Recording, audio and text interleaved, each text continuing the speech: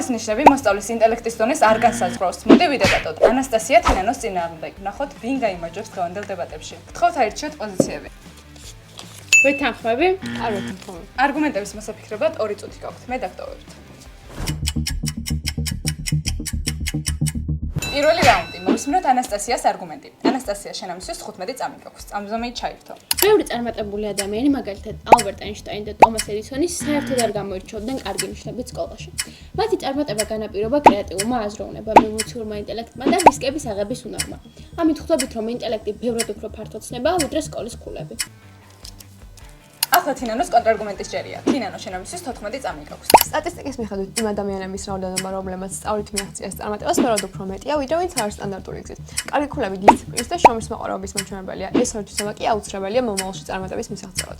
მეორე რაუნდი. მოვისმინოთ თინანოს არგუმენტი. თინანო, შენამისთვის 15 წამი გაქვს. შეიძლება რამდენჯერმე გაგიმართლოს და მიიღო კარგი ქულა, მაგრამ სისტემატურად ამის კეთება მოითხოვს კრიტიკულ აზროვნებას, ანალიტიკურ უნარებს და დისციპლინას. მოსწავლე, რომელიც წარმატებულია, მუდმივად ამტკიცებს, რომ ინტელექტური შესაძლებლობებიც აქვს. ახლა ანასტასიას კონტრარგუმენტის ჯერია. ანასტასია, შენამისთვის 14 წამი გაქვს. განათლების სისტემა აიძულებს მოსწავლეს, რომ ისწავლოს ნიშნებისთვის და არა ცოდნისთვის. ეს მიდგომა კი ზედაპირულ დაზაპირებას უწყობს ხელს და რეალურ ინტელექტს არ ასახავს. შესაბამისად, მოსწავლე ვერ გამოიმუშავებს ცხოვრებისთვის საჭირო უნარებს. შენ უკვე ორივე მოდებატის არგუმენტები მოისმინე. გამარჯვებული შენ უნდა გამოავლინო. ეკრანზე მონიშნე იმ მოდებატის სახელი, რომელმაც შენი აზრით გაიმარჯვა.